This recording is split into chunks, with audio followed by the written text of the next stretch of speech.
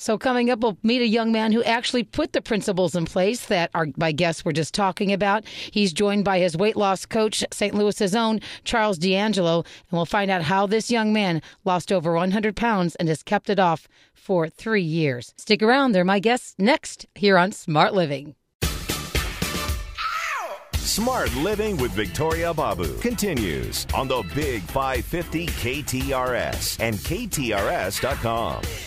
Welcome back to the program, everyone. And one of my resolutions and goals I made for the show this year is to feature local people who've done something extraordinary. And that's not only lose weight, whether it's 20 pounds, 50 or over 100, as my next guest has done, but to maintain that weight, to keep that off, because to me, that's the biggest challenge. And it's a lifelong battle. As my next guest knows, Charles D'Angelo, he's a regular contributor here to the program. Hey, Victoria. Hello. Happy New Year, Charles. Happy New Year. And the healthiest yet, right? I'm telling you, well, you know what?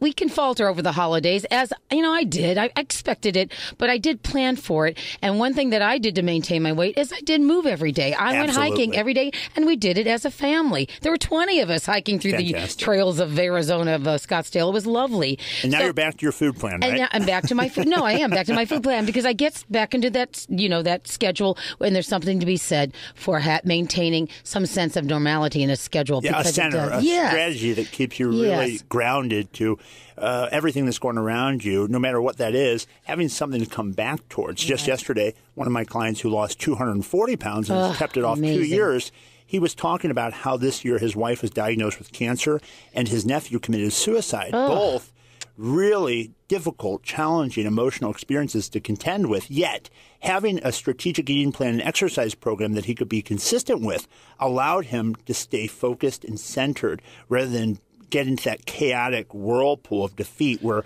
he used those things to trigger himself into bad behaviors. Just like this next young man, Alan Finnegan, who's here, who's lost over 100 pounds and is coming up on his now 3-year anniversary of having kept the weight off. He's a Mizzou law student, and I'll let him tell a story. Well, thank you, Charles. And as Alan steps to the microphone, I want folks to know that Charles's big push here, and one of the things why he's been so successful with his clients is, and it's why I love having him on the program, because I totally agree, because it's so true.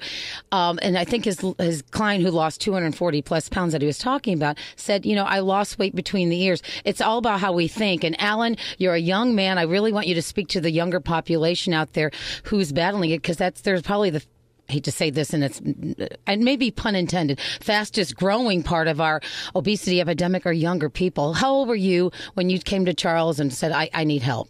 I actually came to Charles when I was in high school, so probably about 17. And he could relate to you because he was a teenager when he lost over 100 pounds and did it on his own, and now is motivating so many others. So tell me your story.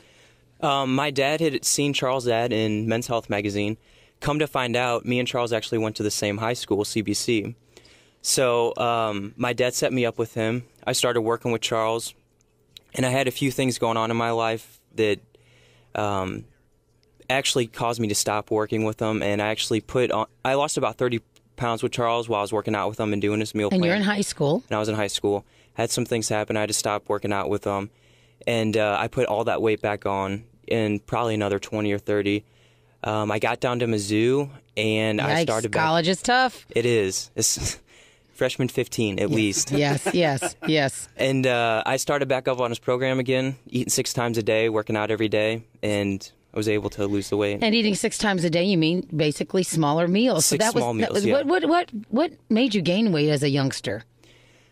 Honestly, I think it was a combination of lack of exercise and just not eating right. When I was in high school, I'm a huge procrastinator, so I would never eat breakfast. I would skip lunch a lot of the time just to get my work done because I didn't feel like doing it at night. I'd get home and just eat like 2 meals worth of food. Then my family would sit down for dinner at 6 o'clock. I wouldn't be hungry. And then I'd be hungry again at like 11 o'clock, which is the worst time you want to eat. Your poor body clock was just all messed up. But what you're saying is so typical, because I can recall telling my daughter when she was in middle school, that's when I first heard her say, I don't eat all day. What? Yeah. And now she didn't gain weight, but that was a whole other story of girls having eating disorders. Luckily, that never happened to her because she stayed active and her body craved eating all day. But that's the key. So what was a turning point for you when you were working with Charles? What did he say that really went ding?